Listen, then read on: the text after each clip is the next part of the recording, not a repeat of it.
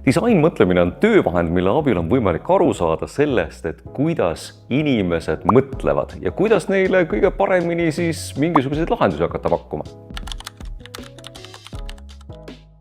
Kui panna kõrvuti disainmõtlemine ja lihtsalt ideede väljamõtlemine või siis probleemide lahendamine, siis üks oluline aspekt, mis seal teistmoodi ongi see, et ühel juhul ma lihtsalt hakkan iseendast pihta ja mõtlen, et kuidas mingisugust probleemi lahendada või kuidas idee peale tulla.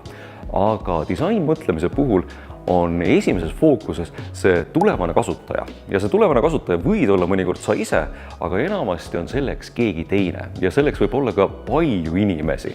Nii et disainmõtlemisega alustamisel tulekski üles leida see inimene või see inimeste grupp, kelle jaoks see konkreetne probleem, mida sa tahad lahendada, on kõige olulisem. Ja hakata siis nende jälgimisest ja kuulamisest pihta. Põhjus, miks alustada mitte lihtsalt ideest, vaid teiste vajadusest, on väga lihtne. Et tihtipeale, kui me mõtleme, et meil on olemas mingisugune idee, siis kui me hakkame seda lihtsalt niisama teostama, siis võib juhtuda väga vabalt nii, et me jõuame järeldusele, et mitte kellelegi tegelikult seda probleemi lahendust tarvis ei olegi. Ja mõnikord on võimalik tõepoolest neid ideid lihtsalt välja paisata, aga ühel hetkel jõuame järeldusele, et meil kaob joks ära sellepärast, et me lihtsalt teeme palju lahendusi, aga neist pole mitte kellelgi kasu. Ja võib-olla ma tooksin ühe sellise huvitava näite ajaloost, et kunagi 100 aastat tagasi oli üks kuulus leiutaja, kelle nimi oli Thomas Edison, kes leiutas väga palju erinevaid asju, aga üks nendest leiutistest oli rääkiv nukk. Ta võttis lihtsalt ühe sellise vahasilindri, kuhu ta salvestas erinevaid laule peale ja pani siis sellisele lastele mõeldud mänguasja sisse. Ja mis juhtus, oli see, et see nukk nägi küll välja täitsa tore, aga see vahasilinder tegi seal sees niivõrd õudset häält, et lapsed jooksid selle eest kabuhirmus minema. Mis tähendab seda, et tegelikult seda sama rääkivat nukku ei õnnestunud tal eriti müüa ja suure tõenäosusega sai sealt alguse üks täiesti uus õudusfilmide žanr, kus mingisugused nukud mingisugused hääli teevad ja inimesed siis neid kardavad, sellepärast et midagi on sealt tulemas. Ja juhul, kui Edison oleks tõepoolest ainult ühe ainsa ideega piirdunud, siis suure tõenäosusega ta ei oleks olnud kuigi edukas. Aga mõte oligi selles, et tegelikult ta leiutas väga paljude probleemide lahendamiseks erinevaid tooteid, millest me täna kõik rõõmu tunneme. Kui sa tahad teada, et missugused on kellegi vajadused, siis üks võimalus on nendelt küsida.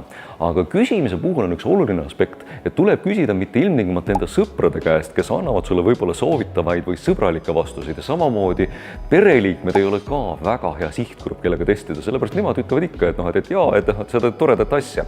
Et mõistlik on küsida nende käest, kes suure tõenäosusega annavad sulle natuke ausamaid vastuseid. Et nende käest küsimine on ilmselt esimene samm. Teine samm, mis disainmõtlemises ka väga töötab, on lihtsalt inimeste vaatlemine.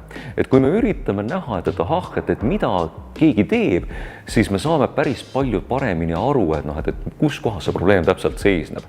Sest et enamasti nende tavalise tegutsemise juures nad ei anna sulle lihtsalt soovitavaid vastuseid, vaid nad teevad täpselt nii, nagu on. Nii et kui sa mingeid asju katsetad, siis lase neil inimestel lihtsalt nagu mingisuguseid asju läbi teha ja see annab sulle kõige ausama tagasiside. Loominguliste lahenduste leidmiseks on mõistlik lihtsalt kasutada erinevaid loovusharjutusi. Üks võimalus on lihtsalt hakata genereerima erinevaid ideid hoopis teistsuguses valdkonnas. Näiteks üritada välja mõelda, et kas mul on olemas mingisuguseid mõtteid, kuidas ma saaksin teha lahendusi hoopis, mis ei ole kuidagi spordiga seotud, vaid on hoopis seotud mingisuguse teistsuguse valdkonnaga. Ja soojendusharjutuse tulemusena on võimalik lihtsalt vabad mõttevood käima lükata. Selle harjutuse sisu võib olla täpselt niimoodi, et ma hakkan lihtsalt üles loetlema erinevaid ideid, mis mul pähe tulevad, siis, et kuidas mingisugust probleemi lahendada. Ja seda on mõistlik teha tegelikult väikses seltskonnas, sellepärast, et suure tõenäosusega, kui üksinda mingisuguseid ideid välja pakkuda, siis ühel või teisel hetkel tuleb ette plokk, kus enam mõte ei liigu. Aga kui sa oled näiteks sõbraga või 3 või 4, siis te võite kokku leppida näiteks niimoodi, et iga järgmine peab siis sellele eelmisele ideele mingisuguse uue lisaasja juurde mõtlema. Ja selle eesmärk on siis jõuda olukorda, kus sul on väga suurel hulgal erinevaid ideid, kuidas mingisugust probleemi lahendada. üks kõige lihtsam asi, mismoodi hakata ideele tagasisidet koguma, on niimoodi, et sa teed kõigepealt selle idee lahenduse jaoks valmis mingisuguse hästi lihtsa prototüübi. Et kui see asi, mida sa teed, on näiteks mingisugune rakendus, ja siis selle asemel, et hakata seda kusagil disainima, näiteks Canvas või siis Figmas, et siis sa võtad lihtsalt paberilehe ja kritseldad sinna mingisugused kriipsujukud ja üritad välja mõelda, et kuidas need äpi vaated välja võiksid näha. Ja kui need on siis sul valmis kritseldatud, siis sa lähedki potentsiaalse kasutaja juurde ja sa lased sellel korraks nende kriipsujukkudega seal samamoodi mängida ja siis vaatad, et mis tagasisidet sa sellele saad. Või siis juhul, kui sul on tegemist mingisuguse füüsilise tootega, et mida sa hakkad siis välja mõtlema, siis jällegi selle asemel, et seda füüsilist toodet hakata nagu valmis disainima, et tee sellest lihtne papist või kartongist prototüüp ja vaatad, mis sellest saab.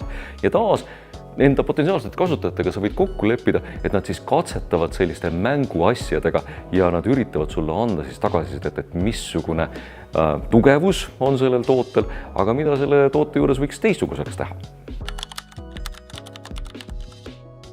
Ideede väljatöötamisel võib juhtuda niimoodi, et see esimene idee kohe väga meeldib. Ja enamasti see on kõige lihtsam viis, mismoodi jõuda tulemuseni, mis tegelikult ei toimi.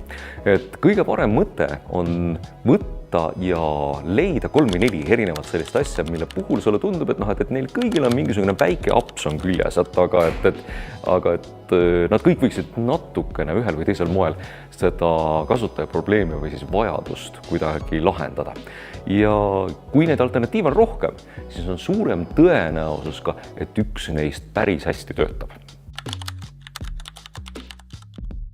Tiimitöös on disain mõtlemisest abi seeläbi, et tal on väga selge protsess, mille puhul me teame, et seal on selged sammud, millest on võimalik kinni hoida. Mis aitab teatud mõttes luua struktuuri, et me saaksime tiimiga kusagilt pihta hakata ja väga kenasti ka kuhugile lõpuni välja jõutud. Et esimese sammuna me üritame aru saada, et kellelgi on mingisugune probleem ja mis on selle probleemi alge. Siis järgmise sammuna üritame hakata nendele probleemidele siis välja mõtlema erinevaid lahenduskäike ja nende lahenduskäikude välja mõtlemise käigus me üritame siis leida, et missugused võiksid olla need, mis oleksid väärt teostamist. Ja kui lõpuks oleme me välja valinud selle ühe idee, millega on mõistlik siis edasi liikuda, siis samamoodi ta annab võimaluse tegelikult erinevate sammude käigus seda probleemi lahenduskäiku ja seda idee lahenduskäiku ja seda lõplikku toodet või teenust samamoodi paremaks timmida. Nii et kuna igal sammul on olemas väga selged eeldused, tegevused ja siis tulemid, siis me saamegi öelda, et kus kohas me täpselt kogu tiimina oleme. Muidu võib juhtuda väga lihtsalt niimoodi, et keegi tiimis tahab teha ühte asja, teine tahab teha teist asja, aga siis me saame öelda, et me oleme täpselt siin selle koha peal, nüüd järgmiseks tuleb järgmine samm. Kõige tähtsam näpunäide, kui ühel hetkel enda ideed siis arendama hakata, on selle käigus mõelda sellele, et teil endal tore oleks.